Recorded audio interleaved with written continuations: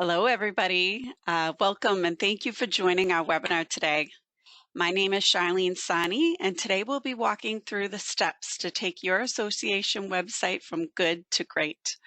So let's review the agenda before I introduce our speakers. Today's webinar agenda, first we'll do some introductions, and then we'll go into actionable strategies, innovative solutions, opportunities to pivot, live Q&A, and then we'll talk about a bonus resource and next steps. So then we'll go into our expert panel. Today's speakers include myself, Charlene Sani, part of the partner development team here at Progress. We have Jonathan Reed, our principal solutions engineer for Sitefinity. Our main speakers today are Laura Graham and Steve Russell, both from Results Direct. Laura Graham is a senior solutions consultant, and Steve Russell is a web project lead. Our esteemed guest speakers, Laura, Steve, and Jonathan Reed, have a wealth of knowledge in associations, along with digital experience and Sitefinity. With that, I'll turn this over to Results Direct. Thank you. So Results Direct, we are a digital experience agency with almost 3 decades of experience serving exclusively associations, nonprofits, and member-based organizations. And today we are privileged to work with over 300 organizations worldwide, providing not only website solutions, but also mobile apps and event platforms. We fully understand that it's much more expensive to go out and recruit a new member than it is to retain an existing one. But it can be challenging to effectively highlight all of the significant benefits that come with membership throughout the different stages of a member's journey with your organization. So I'd like to start today's webinar by launching a poll here. Charlene, could you help me with that? I sure can. Because what we'd like to understand is, what are your organization's biggest challenges in serving members? This is great. And thank you guys so much for, responding to this, because we are finding that you're not alone in these challenges. We're working with so many associations and organizations that are facing similar challenges, and working with them on finding solutions that really work to help them effectively communicate the value of membership. Also engaging younger and more diverse audiences, especially with DEI being so important right now.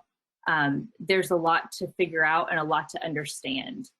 So let's talk about how we can use the website and leverage the website as a tool to do that. And today we're going to talk about how to turn a good website into a great website.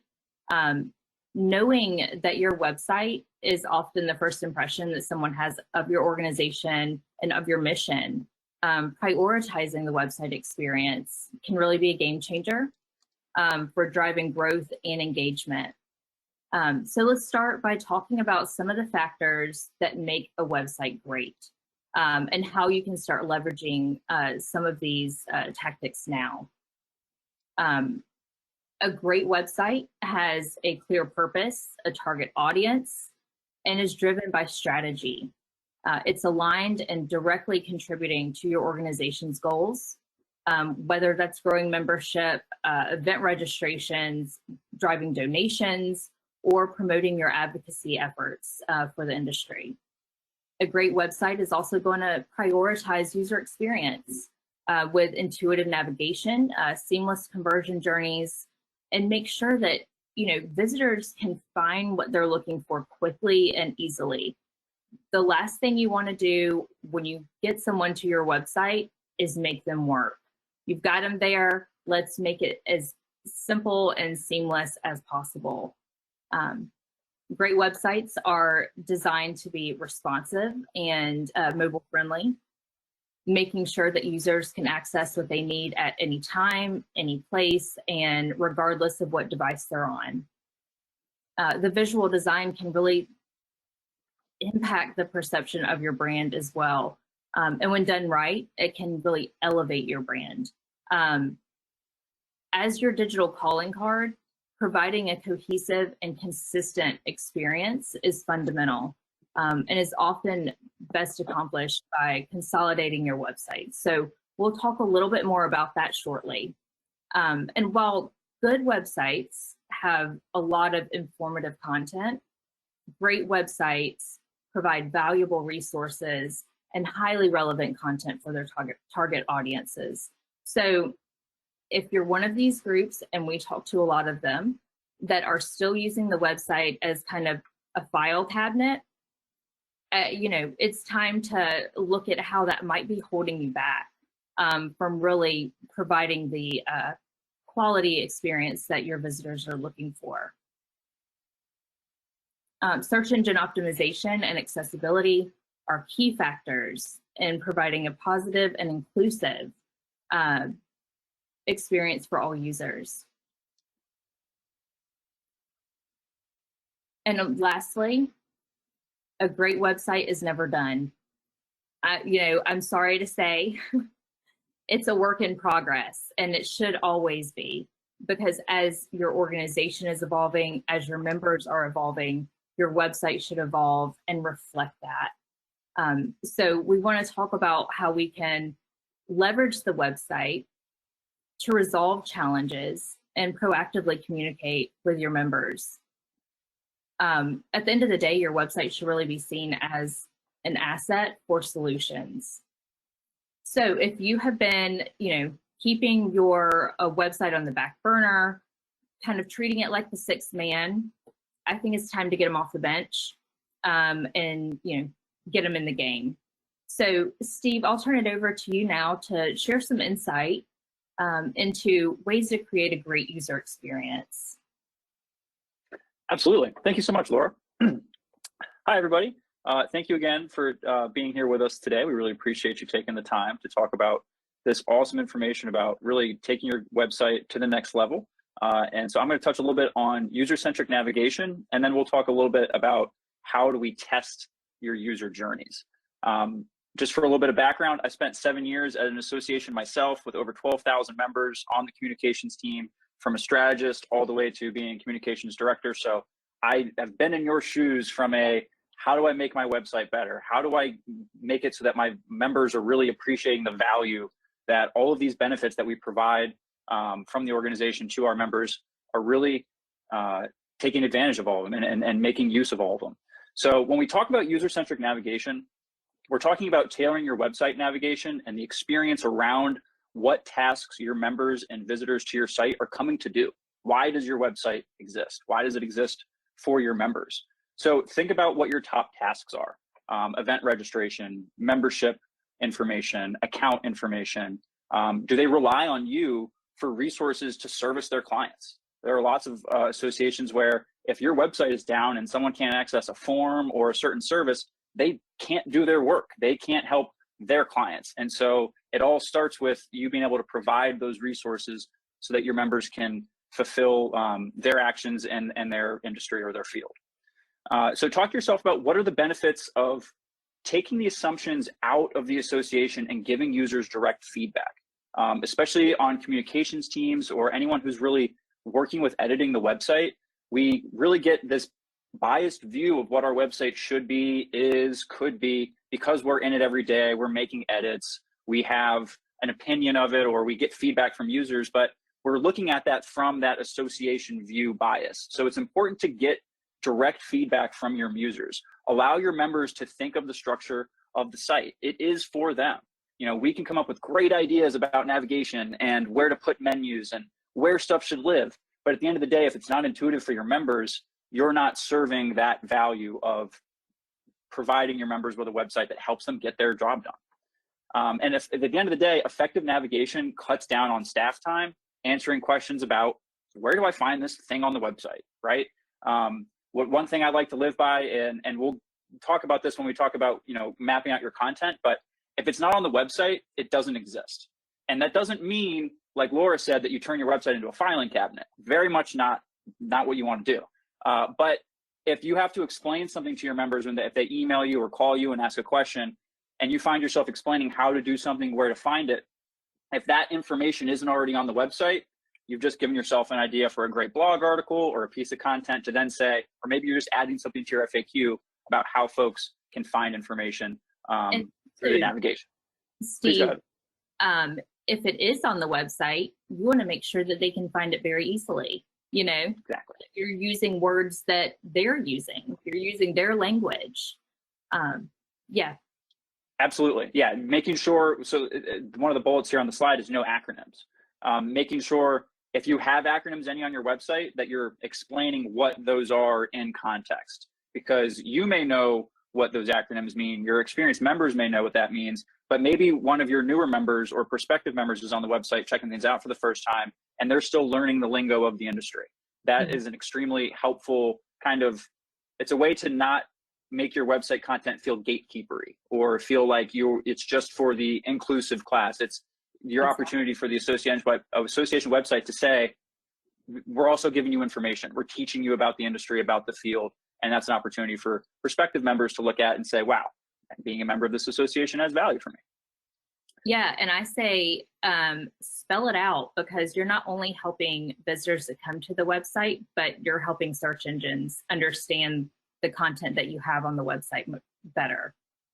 Absolutely. Yeah, but just by having that context in there, you're definitely boosting yourself with SEO, and people are looking for some of those acronyms.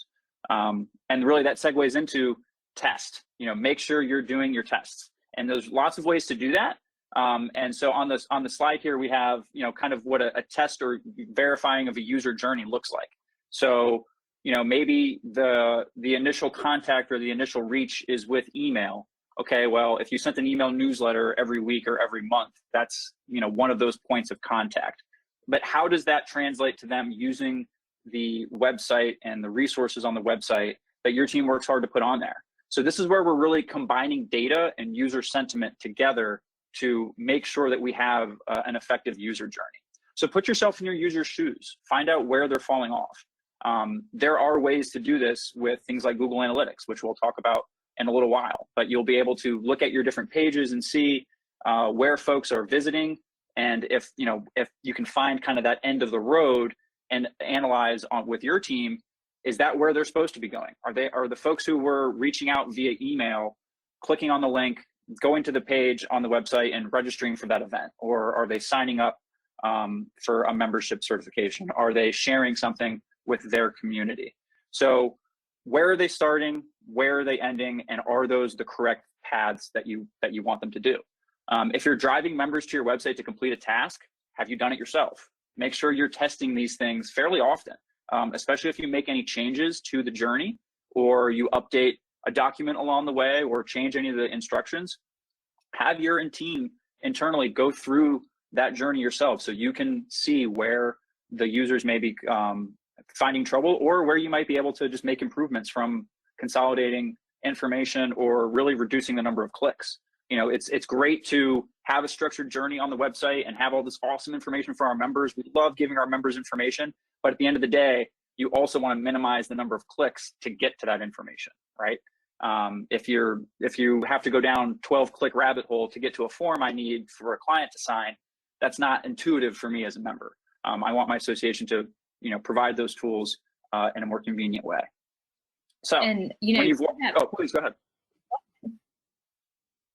To that point, I recently was talking to an association that wanted to increase, the amount of new members and really grow their membership numbers.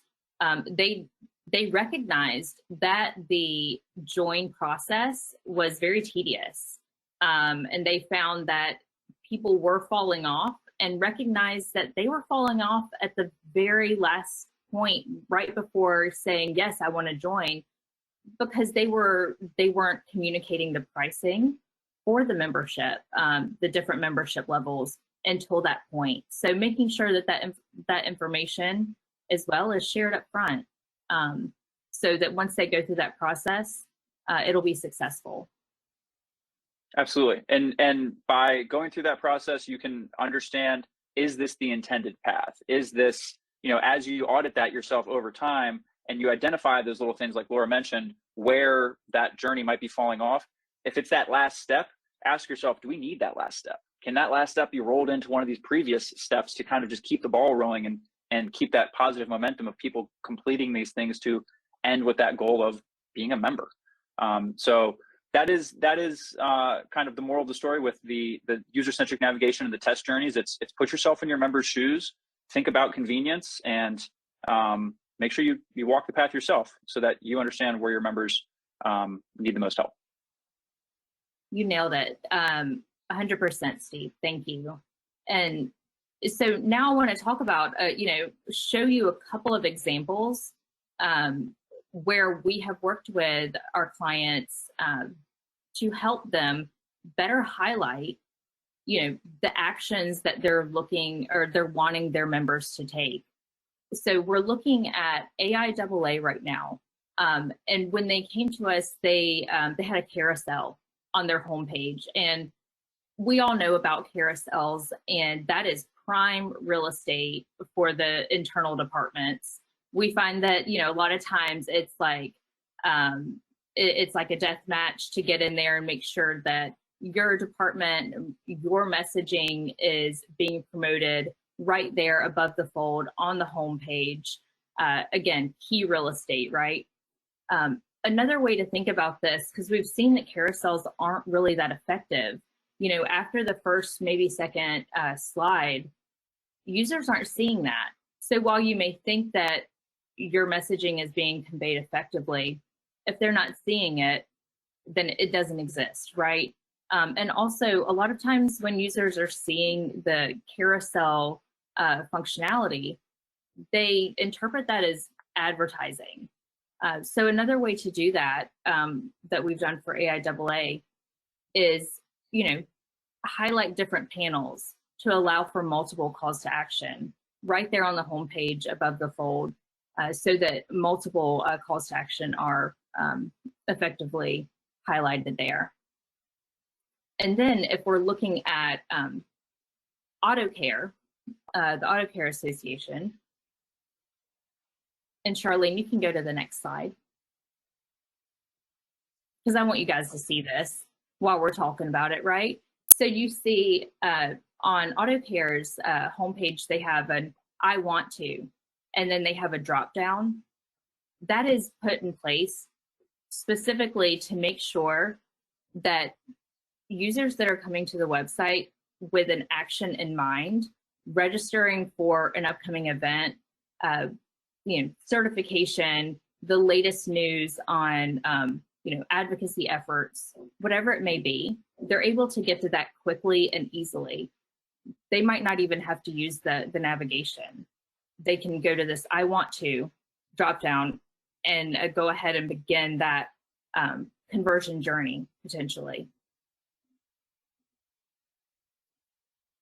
And as we're talking about the homepage, I don't want that to be the main focus, because people are coming to, they could land on any number of pages, on your website as a landing page.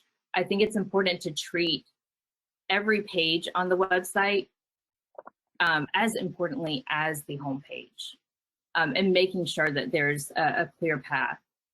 But when we're talking about design and your branding, when you go to your website, yourself, when you pull it up, do you cringe? Do you feel like, does that accurately represent who we are and what we're trying to say? I talk to a lot of associations, and there are some that are very apologetic about the look of their website. And I'm like, hey, that's why we're here. That's why we're here. Like, we want to help you, to effectively convey your messaging and your mission. But it's also important to make sure that not only does it represent your brand and your organization, but that members or prospective members, when they come to the website, they feel that it represents them as well.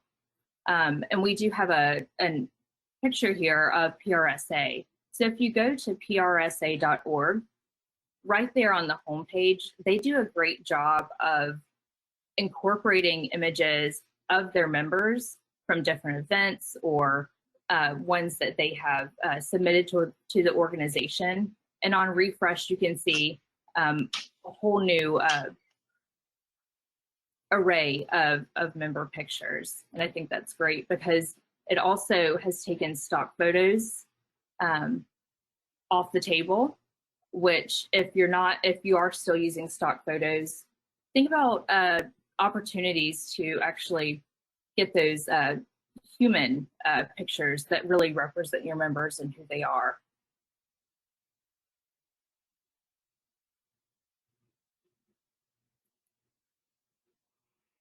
Okay, so I want to talk about Think Rice. And Think Rice is actually a consumer-focused microsite of USA Rice. And USA Rice is the global advocate for all segments of the US rice industry. So in 2020, they came to us and they were eager to expand their promotional efforts to raise awareness of US rice through their consumer-focused website, which at this point, Think Rice was a separate website hosted on a different CMS. We worked with them to redesign and redevelop thinkrice.com as a distinctly branded microsite within usarice.com, their primary and member-facing website. So at first they were a little iffy because they were two different audiences. We have the member-facing audience and we have the consumer-facing website. But actually consolidating these sites led to a significant improvement to their SEO performance. There was increased content relevancy, enhanced brand authority, and reduced the search confusion that can sometimes happen by brand cannibalization. So that's when people are going to search for something and they're not sure exactly where to go in search results, because if you have several different websites out there, it can be difficult to know which one to go to. By consolidating that, you're just building up your brand and its authority with search engines.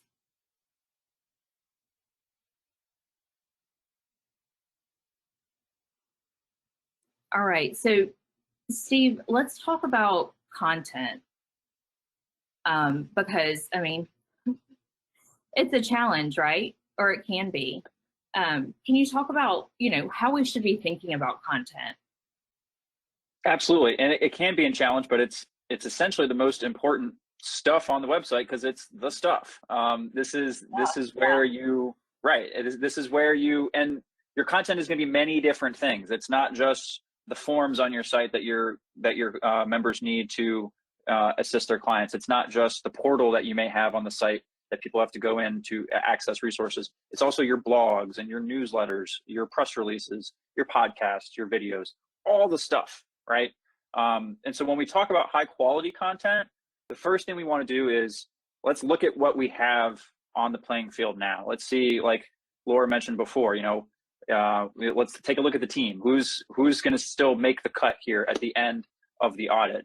We got to see if the content that we have on the site is serving our members and doing what we need it to do. So this is kind of like where we Marie Kondo our website a bit. Does this page bring us joy?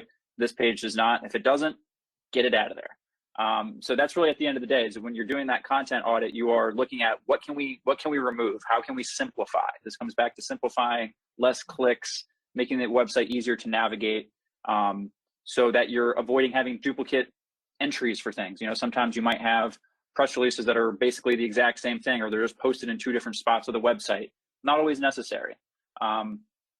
So yeah, auditing that content and having that kind of that step back, that macro view, looking at your content can really help you identify where do we have outdated or old stuff. You don't need press releases from 6 years ago still on the website, like 99% of the time. There's a lot of old stuff, outdated stuff that you can find and look for. Laura, please go ahead.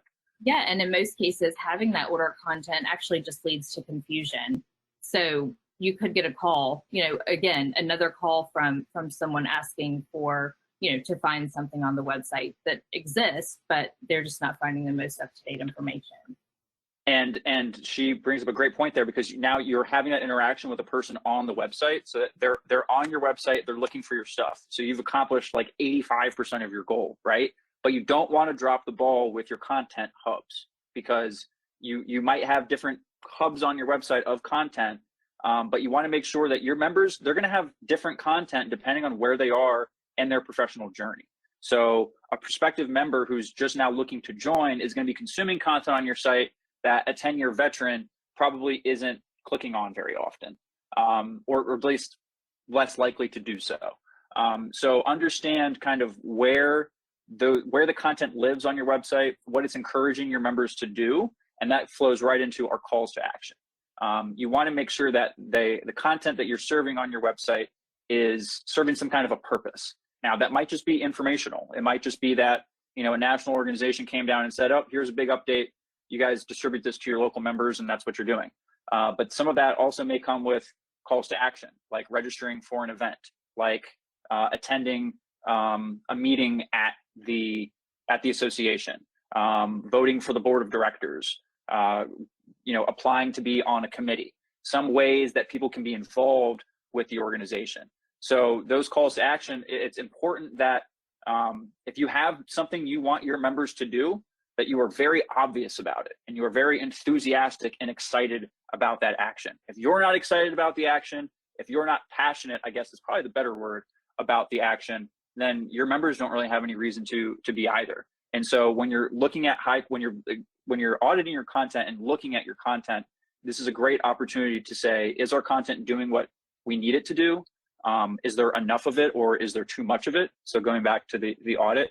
And then finally, look at the end of the bar here, we're looking at things like restricted content and how that impacts our search.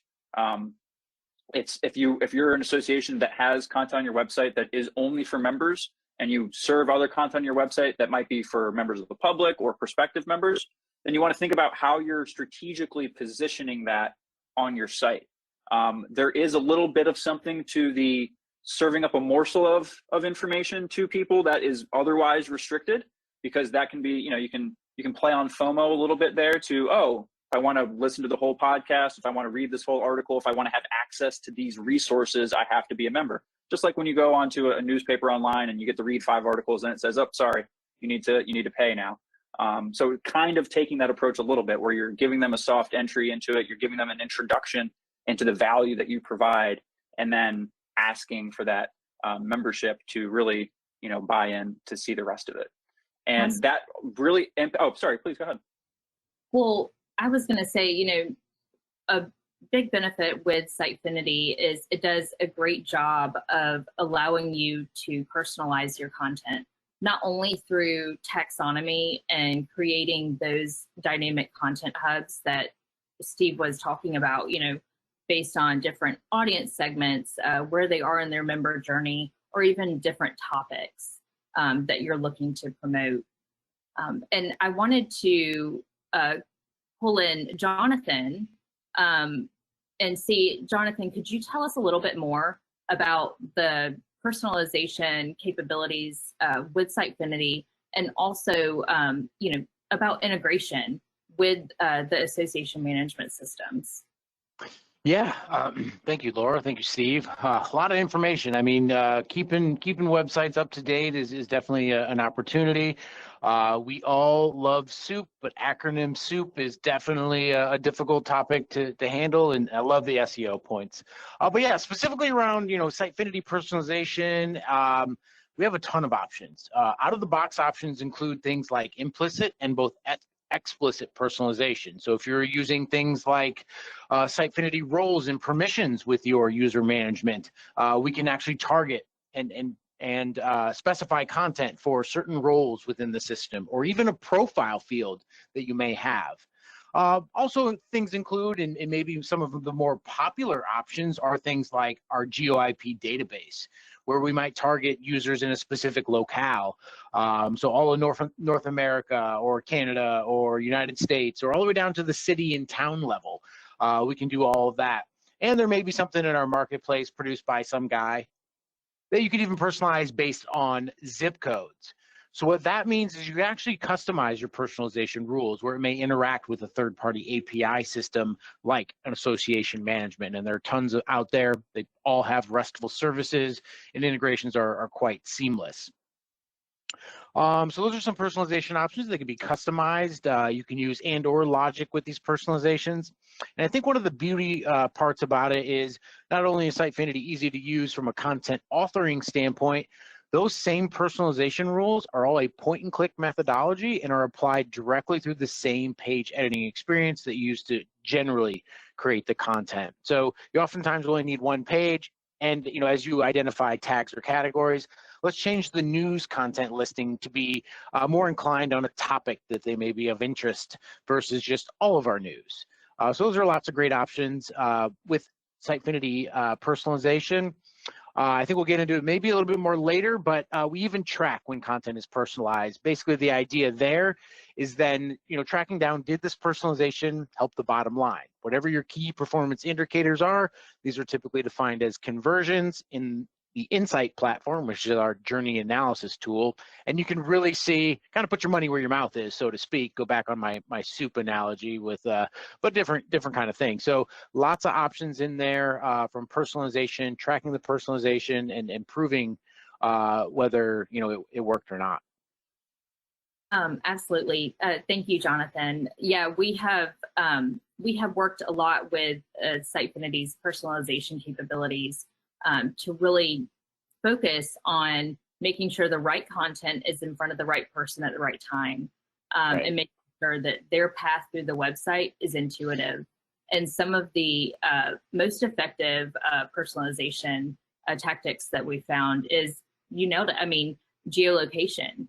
If you have chapters as a part of your organization and they are based in different geographic regions, making sure that you're pulling that to the forefront for people that are coming to the website from those locations. If there are events coming up, making sure that they know about those. And this goes back to the effective calls to action. You want to make sure that if there's important news or something, an opportunity to engage with your organization and it's specific to a location, personalization can really come in handy there. And in addition, so Steve is going to talk a little bit more about, how actually, kind of how to look at your content piece by piece. But one thing to keep in mind is we're all thinking about AI. We couldn't have a webinar and not talk about AI right now. But, in chat and search, all of these things, it's not going to be a magic bullet, right? So you want to make sure that there is a strategy involved and behind that. And one way to ensure that you're offering your users, more of a beneficial experience through these tactics is to make sure that your content is cleaned up and it's up to date and it's relevant and it's really presenting the best of your organization. So Steve, could you talk a little bit more about, let's get into the nitty gritty here when we're looking at our website content. Yeah, absolutely. So when I'm talking about, auditing my website content, we have this neat little flow chart here that kind of talks about ways that you can, and you can follow the flow chart. We'll have this presentation for you guys available. But it's basically just starts with, okay, we have our content item. So for example, let's say it's a blog post talking about an awesome event we just had. So we're recapping this awesome event. All the greatest people were there, blah, blah, blah, whatever, however you want to talk about it. First thing you have to ask yourself is, okay, does this awesome blog article about our annual convention, for example, align with our website purpose? Well, if you did a good job writing it and it's actually on topic about the event that you're saying it is, it probably is, because you're providing your audience with information about your conference, about this big event that provides value to your members. So you kind of just follow through the flow chart here as to, okay, are we providing value? Is this reflecting our organization's current position? Is there a clear call to action or a next step? Does somebody who's looking at this blog article, is there something at the bottom that says, oh, are interested in seeing more, want to see the pictures from the event, related articles? All of those can be considered calls to action or next steps. And those are also just kind of piggybacking on what Jonathan mentioned. Those are just great ways of and using tools that Sitefinity has of serving up calls to action that you might not necessarily think of as a call to action when you're putting in content, things like related articles, view more pictures, some of those softer calls to action that are really just about keeping that level of engagement high with the member while they're on the website. And really, at the end of the day, when you're looking at the flow chart here, if it doesn't align with any of these yeses, remove it. Like if it says, you know, if it's not providing value to the audience, if it doesn't align with our website purpose, if it is not, you know, if it doesn't gel, doesn't flow with the rest of the content, that's a good way of, you know, doing that Marie Kondo exercise of, this isn't bringing my website any joy, so we don't need it. Or we can just take it down.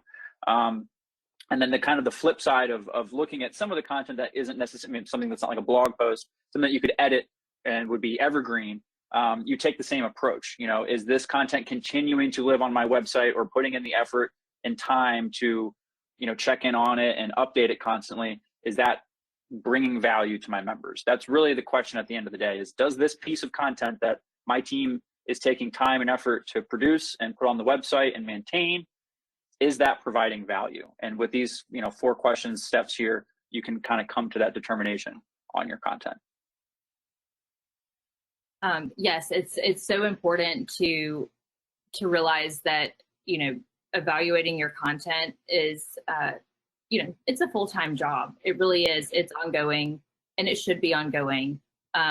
Just because you thought, you know, this topic might generate, you know, interest or engagement, making sure that you're double checking those assumptions with your analytics, and really understanding how people are using that content or engaging with it. And that goes back to some of the navigation stuff we talked about earlier, where you're looking at trying to take away some of that association bias where you can, some of that organizational bias when you can, even when looking at content as well. You know, by looking at that data, you can, if you trust the data, you can take some of that bias away and really play by what the data is telling you as far as what calls to action are important to the members, what content are they engaging with. Absolutely. And so let's talk about an example here. And this is for, you know, we're all out there. You know, I definitely am a bit of a content and data hoarder. I need a support group. So just know we're not alone. When we were working with the American Physiological Society, they came to us with, I mean, thousands and thousands of pages of content. And one of the biggest priorities when we're working with them to migrate their website to Sitefinity was a content audit and really cleaning this up.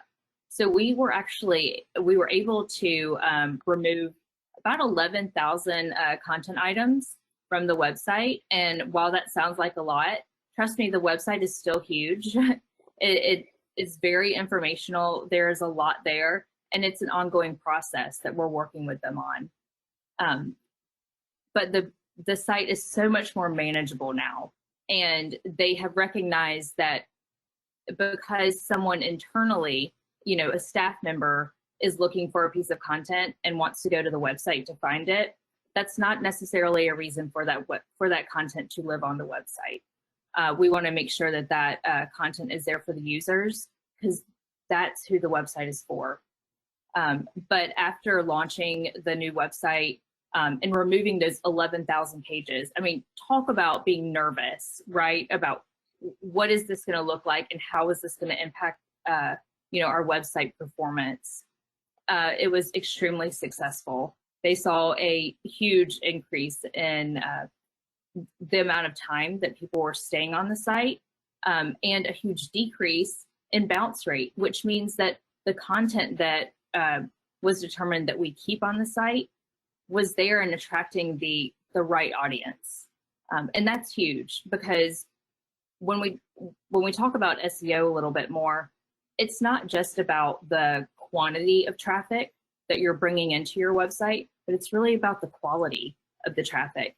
And you have a lot of control of that when you're writing your content.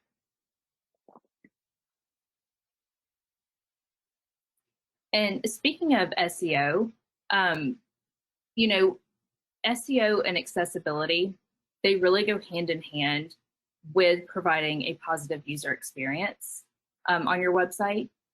And again, not just quantity of traffic, but the quality of traffic. And then making sure that when they come to the website, that it's inclusive for everyone, and making sure that you're taking those steps to ensure that it is. And keep in mind, though, that SEO without a well thought out content strategy and user experience on the website, it's not going to provide the results that you're looking for. So we want to increase the traffic coming to the website, but once we get them there, we want to make sure that we're keeping them engaged. And Sitefinity has some great tools. So Jonathan, I would love for you to talk a little bit about some of the capabilities with Sitefinity to support best practices for SEO and accessibility. Yeah, great question. So one of the features of Sitefinity is the ability to add SEO fields to both pages and what we refer to as types of content. Types of content would often commonly be things like news or blog posts or events, or even custom content types that you might create for your own specific usage. This could be locations, this could be chapters, is probably a better term in this group here, where you might have things like addresses and other things. But when that chapter gets displayed in what we call a detail mode, you want to make sure that that SEO field is appropriately populated. But you might also have SEO on the listing page of that information as well. Sitefinity gives you fields in a simple form to fill out to make sure that you publish those, and they are placed in the appropriate place of the HTML document. Those fields can be required, you can set validations on them, and we even have full support for Open Graph meta fields as well. These are most used in social media sharing, Facebook, Twitter, LinkedIn. They all recognize those fields. So typically I see users having 3 fields: title, description, and image, right? That allows individual control when you're sharing to those social platforms, that you get the image that you expect, the title, and the description also that you expect, because you might speak to that audience differently than you might speak to the SEO audience, so to speak, with air quotes, right? So lots of features in there. We do have integrations with other platforms like SiteImprove, so we do rely, from an accessibility standpoint, on best of breed tools for scanning your site and using those integrations. And then other accessibilities is full access to all HTML. And then again, one of the benefits of the system is that when you do something like templating, we template at this idea of components, right? Now, when you do that, oftentimes you just need to set up the accessibility once. You have an image field. Within that area, you want to display the alt text, the title, of course, the source of the image. When you work them into templates, it then works for everything else, right? Because you're reusing it across many different types of pages. So, managing accessibility is quite straightforward. And then when you're in the rich text editors and other areas, again, you have full access into there to add ARA tags or whatever other accessibility needs that you might have, up to and including in our latest versions, the ability to add attributes to wrapping elements like sections or divs. I won't try to get too technical here, but lots of tools. Typically, 99.9% of the time, easy to manage by non-technical audience, right? So people who are authors and editors don't necessarily need or want to know and understand HTML and CSS. You don't have to. And then that's where, again, the Results Direct team and our partnership really come into play as well, where they're obviously experts in the Sitefinity landscape, amongst the other things that they've already listed, where they help you through that process, meet your accessibility needs that you've predefined it as what's important. Awesome. Thank you so much, Jonathan. And, while we're talking about these templates and, adding content to the website, and really, let's not make SEO and accessibility afterthoughts. And I think Sitefinity does a great job of providing those fields, right there when you're adding a new piece of content. So it's, of course, you're adding an SEO title. Of course, you're looking at the URL structure and adding that meta description for search engines to display. So, Steve, talk Can you talk a little bit about how we can use Google Analytics? And of course now, because it's July 2023, so we have to talk about GA4.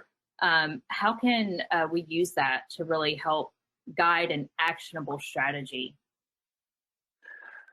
I mean, so much. I love Google Analytics. I'm a huge nerd, and this is like my meat and potatoes when it comes down to, you want to talk SEO, you want to talk about taking the real numbers from who's looking at your website. I mean, we're talking how many pages are people visiting, how many page visits in the day, any statistic you can think of, just about, caveat, you can find it somehow in Google Analytics from okay, how is my website performing? How are my website visitors interacting with my content, with my website? And so as Laura mentioned, we are now in July of 2023, so we are now officially in the time of Google Analytics 4. So for those of you who may not be as familiar, Google Analytics started as Universal Analytics, and then they decided in the last 2 years to freak everybody out, change it to something called Google Analytics 4, and scare communication professionals everywhere into, okay, we have to do this new platform. But it was actually not scary at all, because it's a simpler, more aesthetically pleasing experience. You don't have to feel like you are an expert in Google Academia or Google Fu to be able to go through the reporting dashboards or to go through the Google Analytics 4 suite itself. So step one is making sure your website is all set up with Google Analytics, and now Google Analytics 4. And that's one of the things that we at Results Direct shepherd you through that whole process as far as getting the information on there, but really talking about what Google Analytics 4 is doing to help you. It's like I said before, it's a simpler interface than it used to be, and it's really consolidated a lot of data that Universal Analytics used to serve into just more simple data sets and more simple reports that give you the information you need. For example, one of the metrics that Laura mentioned earlier was bounce rate, and that was a huge one on Universal Analytics as far as gauging how often people are staying on a certain page or on your website. And GA4 has kind of revamped how they look at stuff like bounce rate or time spent on a page to really focus on engagement. It's a huge focus on how you're engaging with the website. People aren't, it's like Laura also mentioned, the quality of those visits.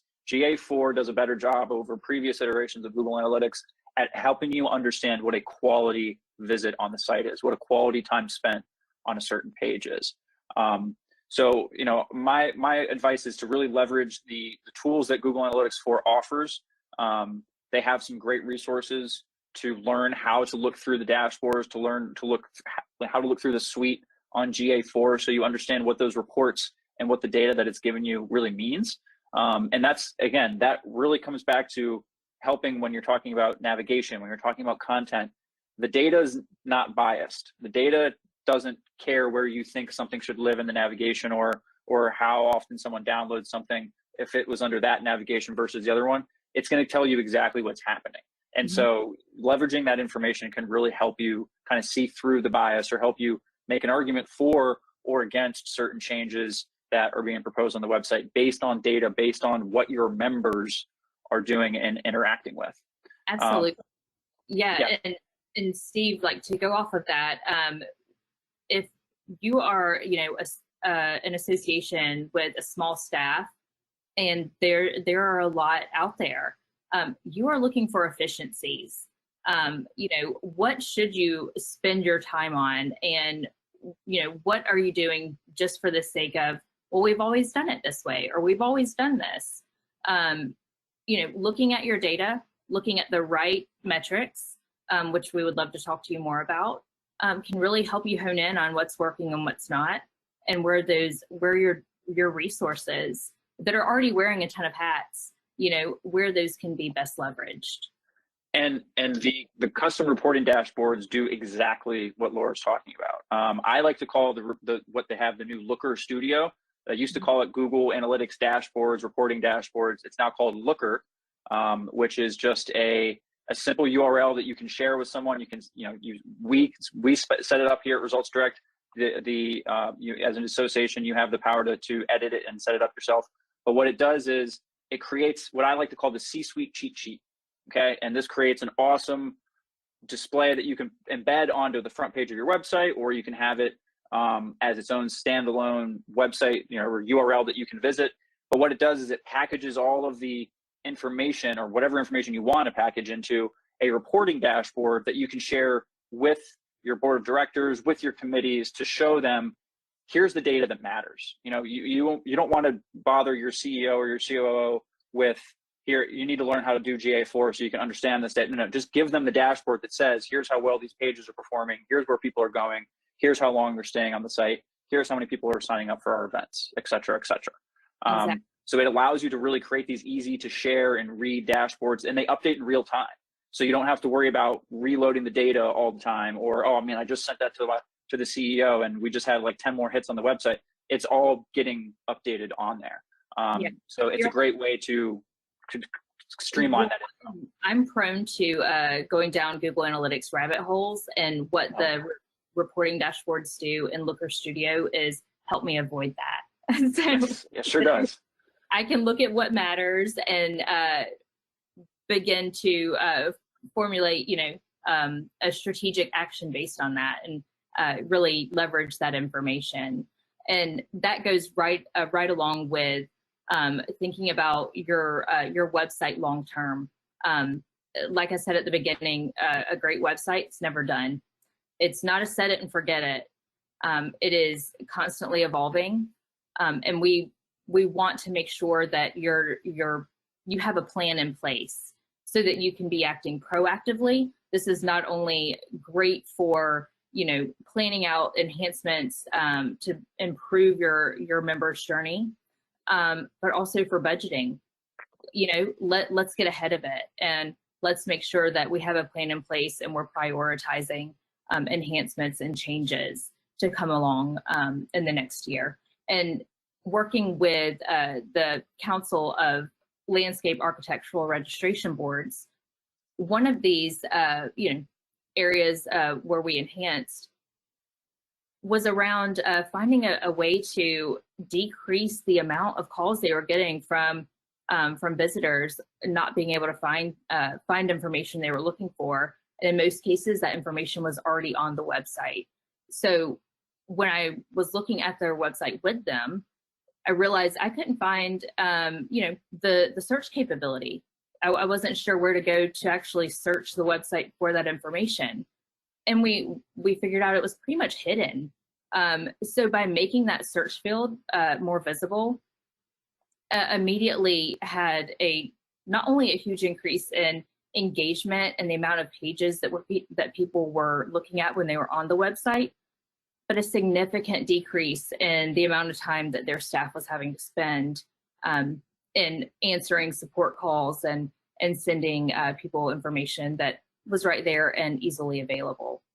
So let's, I know that we are short on time here. We have a couple minutes, but as we're wrapping up, I wanted to take this opportunity to, while today's webinar has really been focused on ways to help you take your existing website from good to great, there could be factors that are holding you back.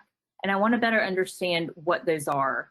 So we had earlier in today's webinar, we had talked about the project that we did with USA Rice, and they're consolidating their Think Rice microsite with their main website.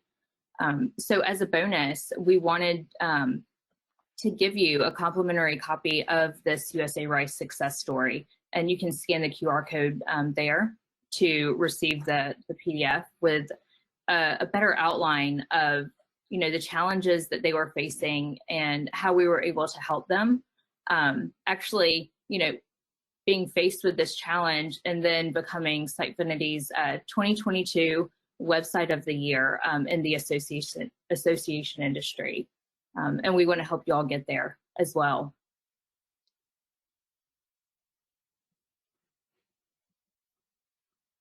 So anything that we have talked about during today's webinar and more, I would love to continue the conversation.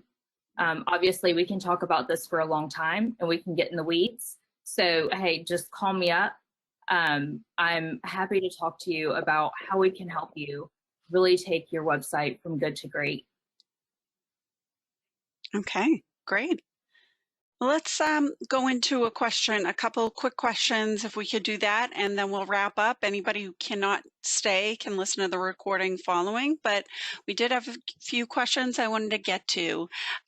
Someone asked, did I hear correctly that I can use Sitefinity CMS to help me promote my events using geolocation? So if I have an event in a specific city, I can kind of have my content served up to those specific members.